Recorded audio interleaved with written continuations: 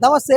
ప్రస్తుతం ఇందిరా పార్క్ ధర్నా చౌక్ దగ్గర అయితే ఉన్నాము. కల్వకుంట్ల కవిత గారు ఈ రోజు మహాధర్నా చేపడతా ఉంది. కేసీఆర్ గారికి ఏదైతే కాళేశ్వరం సంబంధించిన నోటీస్ ఏదైతే ఉందో కమిషన్ నోటీస్ అయితే ఇవ్వడం అయితే జరిగింది. దానిలో భాగంగానే మరి కేసీఆర్ కి నోటీసు ఇవ్వడము ఒక అగౌరవపరిచినట్లు తెలంగాణ జాతిపిత లాంటి కేసీఆర్ గారికి ఏ విధంగా నోటీసులు ఇస్తారు, ఇది కాళేశ్వరం నోటీస్ కాదు కాంగ్రెస్ నోటీస్ అని తను ధర్నాకి అయితే చేపడుతున్న తను మన అందరికి తెలిసింది. దానిలో భాగంగానే మనం ఇక్కడ ధర్నా చౌక్ అయితే వచ్చాము. జాగృతి సంబంధించిన కార్యకర్తలు భారీ స్థాయిలో ఇక్కడికి వచ్చినట్టు కూడా మనకైతే కనబడతా ఉంది.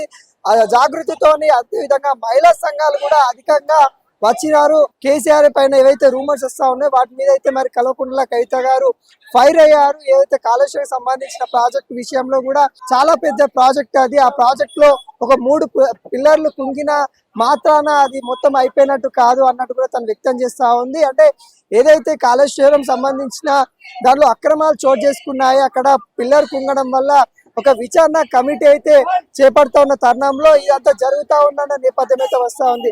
దానిలో భాగంగానే మనం చూసుకున్నట్లయితే కేసీఆర్ కి నోటీసులు పోయినా అంటే ఒక 100 మందిని పైన విచారించిన తర్వాత కేసీఆర్ కి అప్పుడున్న మంత్రివర్గంలో ఉన్న ఈటల రాజేంద్ర గారికి మరి హరీష్ రావుకి వీళ్ళ ముగ్గురికి నోటీసులు ఇవ్వడం అయితే జరిగింది. కేసీఆర్ ని జూన్ 5వ తారీఖు కూడా రావాలి, అదేవిధంగా హరీష్ రావుని జూన్ 6వ తారీఖు, ఈటల రాజేందర్ ని జూన్ 9వ తారీఖు రావాలని అయితే చెప్పడం అయితే జరిగింది.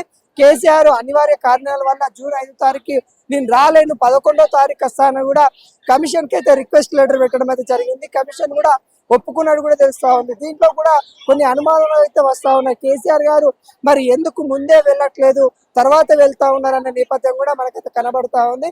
మరి చూడబోవాలి మరి కేసీఆర్ గారు 11వ తారీఖు వెళ్ళి ఎటువంటి సమాధానం ఇవ్వబోతా ఉన్నారన్నట్టు కూడా మనమైతే చూడాల్సింది. అయితే ఇవన్నీ ఒకెత్తి అయితే మరొక వైపు ఈ రోజు ఈ ధర్నాలో కూడా మనము ఈ ఫ్లెక్సీలు గమనించినట్లయితే కేటీఆర్ ఫోటో ఎక్కడ కూడా లేదు. అంటే కేటీఆర్ ని కొంత దూరం పెడతా ఉన్న తరుణం అయితే కనబడతా ఉంది. కేటీఆర్ సంబంధించి ఏదైతే ఫ్లెక్సీలో ఒక ఫోటో కూడా లేదు, ఓన్లీ కేసీఆర్ ఫోటో మాత్రమే మనకైతే కనబడుతుంది. అంటే ఇక్కడ బీఆర్ఎస్ అంటే కేసీఆర్ గురించే ఇక్కడ తను ధర్నా చేసినప్పటికి కూడా బీఆర్ఎస్ ఎటువంటి సపోర్ట్ ఇవ్వని తరుణం అయితే కనబడతా ఉంది.